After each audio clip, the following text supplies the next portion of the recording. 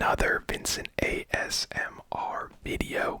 It is officially 2021. That is crazy. I can't believe it. I still feel like it's 2017 or 2018, so that's crazy.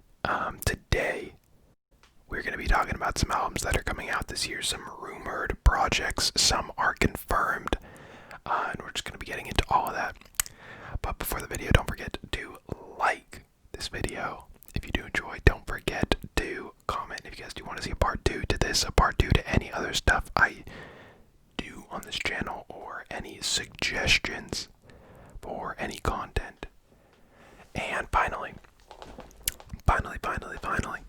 don't forget to subscribe. We're on our way to 1,250 subscribers. That's the number I've settled on.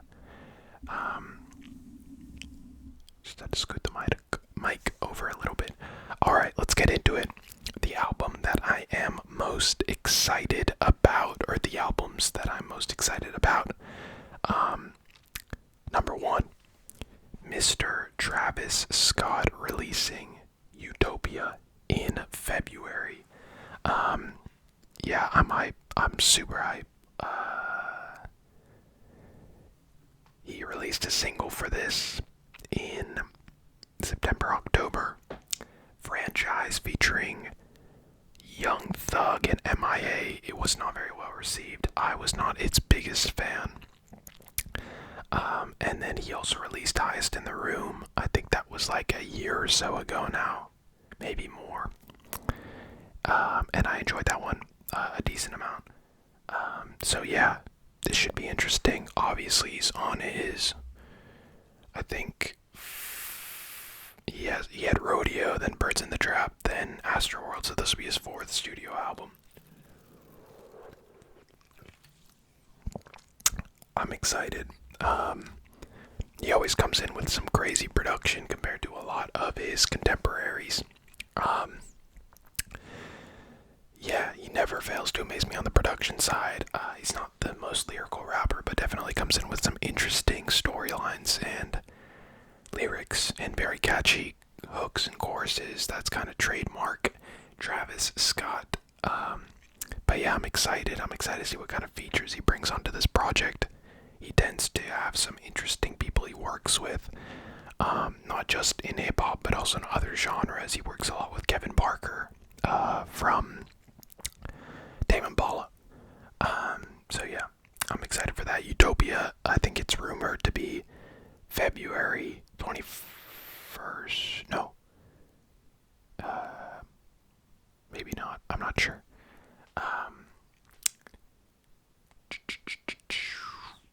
Yeah, I think that might be when the next single is. There's not a strong confirmation, but honestly, I could see him waiting till December 21st to release the whole thing because of 21/12/2020. Or I guess he's in the US, so it's a different date. It's 12/21/21, something like that. I think there's something rumored on February 21st, though.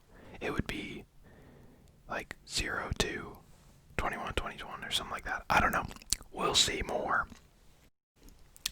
Another album I'm very excited about is Roadrunner by Brockhampton.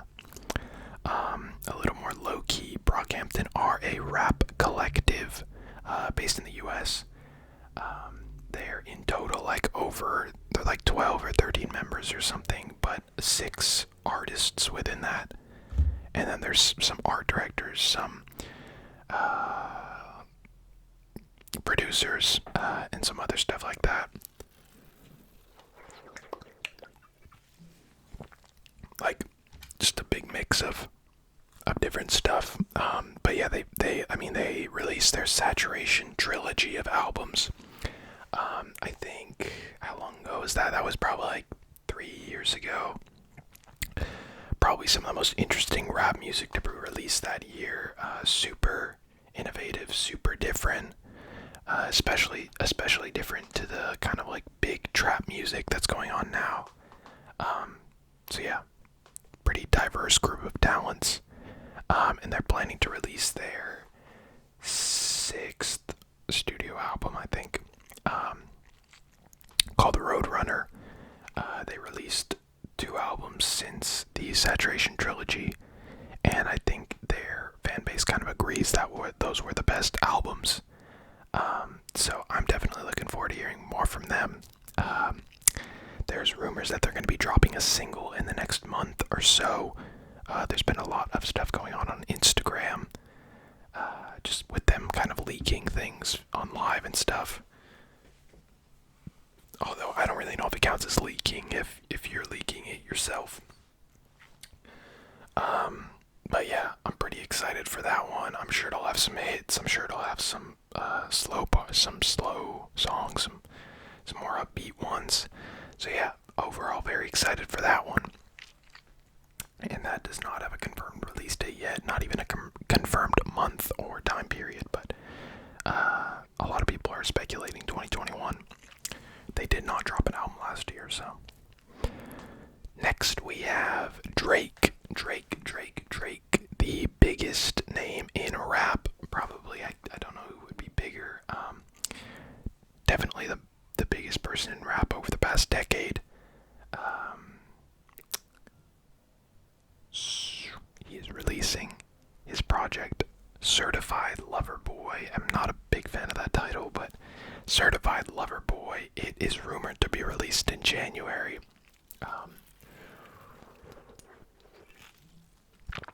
Personally, I don't know if he'll release it in January. I don't think he has enough hype for the album. He did drop the single Laugh Now, Cry Later with Lil Durk. When was that? That was like August or so. Which I enjoyed quite a bit, to be honest. A simple song, but it was catchy, good horn section, nice production. But yeah, it's been rumored to drop in January. I don't know if he's got enough singles out. I don't even know if he has any other singles aside from that one for this project. I'm trying to think, but I don't think so. Either way, I'm excited. You know, with a Drake album, whether it's well received or not, like there's gonna be hits on it. There always is. Like there's always a big hit, even for his last full-length project, Scorpion.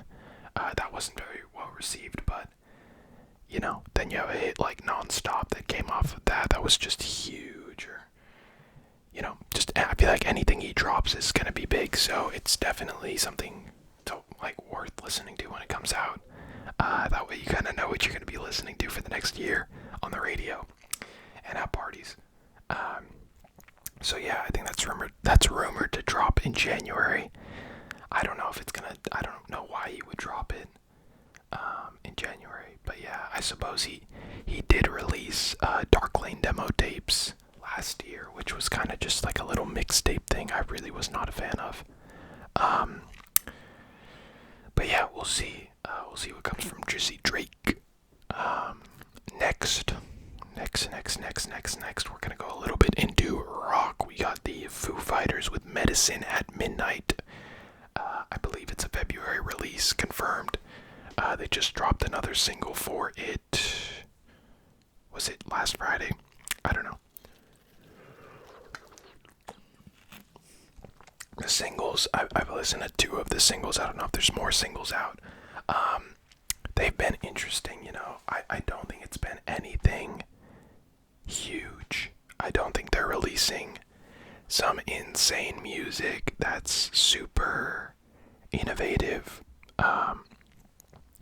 You know, with their older stuff, it was a little more new at the time. They kind of captured the whole post-punk, post-grunge scene. Obviously with their lead singer Dave Grohl being in Nirvana. He was very familiar kind of with the whole grunge scene. And they were making some pretty interesting music, and they do come out with hits that I like every now and then. But yeah, this album feels kind of like just more of the classic Foo Fighters. There's definitely a little differences here and there, but yeah, I mean, if you like the Foo Fighters, you'll probably like this project, and if you don't like the Foo Fighters, then you probably won't like it. I don't have too much to say about the singles, partially because they weren't very memorable, but yeah.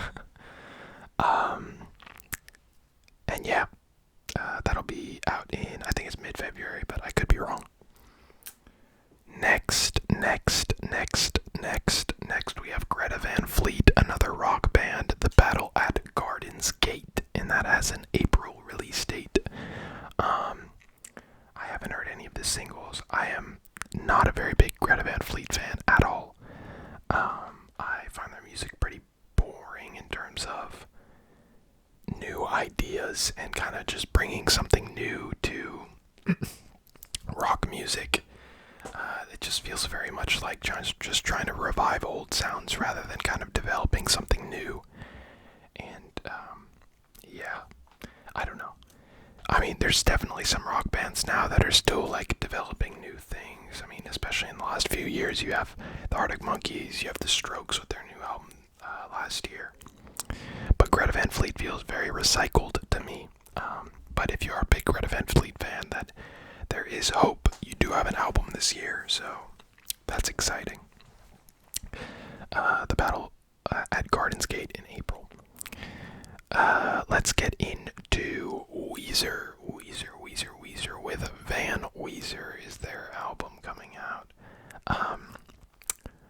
I think this is the album that I am least excited to hear by a band that I enjoy a lot. Weezer was such a big part of my childhood. I mean, I must have listened to some of their, like, the Blue Album. Just a lot of, like, I listened to Weezer a lot, and the White Album, I remember, came out when I was in high school, and I loved that album. And there was the whole saying, like, oh, every time Weezer makes, like, an album with a color in its name, it's always going to be a good album. And then they released the Black Album, and it was awful. And then they released a cover album recently, and it's not it, in my opinion. I don't know what they're doing, but probably just trying to make some more money at this point. But I forget they released a single. I might have just been a cover of Van Halen or something. Obviously, it's a play on Van Halen. Van Weezer. It's releasing in May. But yeah, I've been so unimpressed with Weezer the past few years. I mean, since realistically, they had another album after the White Album that I'm forgetting the name of. Let me just look at that really quick because it's going to bother me. And that album, it wasn't great. It wasn't half bad. But, you know, from the guys who made Say It Ain't So and Beverly Hills and Buddy Holly and Hash Pipe and, you know, Pacific Daydream was the one after the White Album, and they also released that Teal album, and it was all covers. Like, stop. I don't know. I am not a fan of cover albums at all, and that Black Album was just not it. But that White Album is phenomenal. The Green Album is great. The Blue Album is great. The Red Album, it's alright. But yeah, they released some covers. Oh my god, they released a lot more than I remember. And I haven't listened to any of them. And I'll probably try and listen to them when the album comes out, but I am not looking forward to it. Yeah, they're just very hit or miss. Let's go into the next album. We have 24K Golden with El Dorado.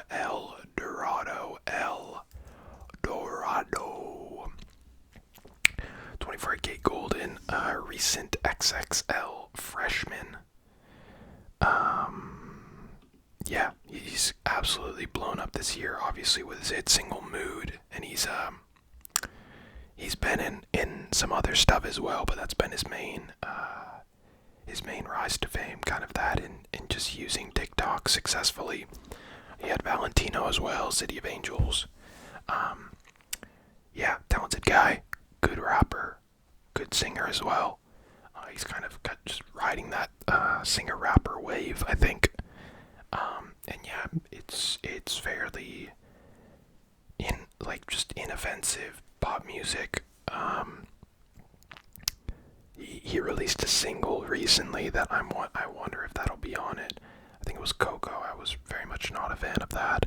I imagine he'll put Mood, his biggest song. I imagine he'll put that on his project. But yeah, I'm definitely gonna give it a listen. I don't know if he's, it's kind of hard to be, very big with singles and then to kind of release a full-length project. I know he actually released one last year and it didn't do too badly, but I imagine now that he's kind of blown up a little bit, he'll have to go pretty hard with the singles. So I'm expecting quite a few singles before that album is actually dropped. But yeah, looking forward to it. Looking forward to hear what he has to bring to the table. And finally, I have quite a few others in this list, but I'm going to split this video up into two parts. If you guys do want to see a second part, don't forget to like this video. We have, and this may surprise you guys, Kid Cudi. Yes, we have Kid Cudi on here, surprisingly, even though he released his Man on the Moon 3, I mean, it was probably like a month ago now. He is planning to release, or it is rumored he's going to release an album called Enter Galactic. Enter Galactic. Enter Galactic. As for Man on the Moon 3, I really enjoyed it. I thought it was good. I don't think it's better than Man on the Moon 1 or 2, but I do think it's a good album. And also Man on the Moon 1 and 2 have been around for like a decade now, so it's hard to compare that to something that's just come out. You don't know what's gonna, what tracks are gonna age well. You don't know like how well it's gonna, how catchy things are gonna be. But yeah, Cudi definitely went down a more trap, Travis Scott sound for a bit of the album, or for I guess the first half. And the second half was very traditional Man on the Moon kind of stuff.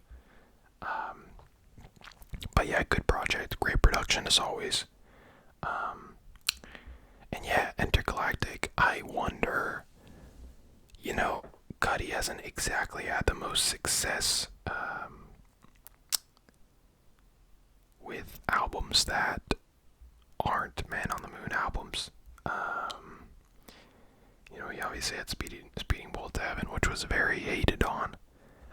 But he also did Kid Seagulls with Kanye, so it's, it'll be interesting. I don't know if it'll be like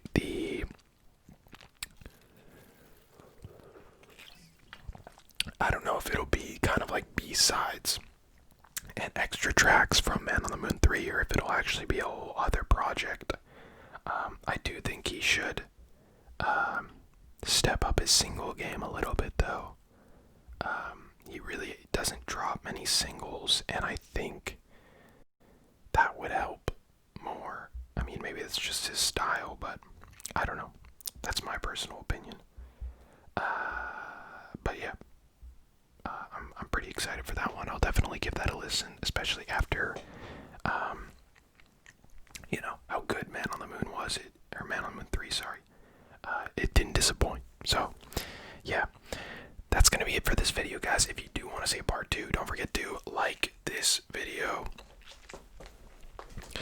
Obviously, if you guys do want to see a part 2 of any other videos, or if you guys want to see any other video ideas, don't forget to comment down below. And finally, don't forget to subscribe. We're on our way to 1,250 subscribers. I will catch you guys next time. See ya.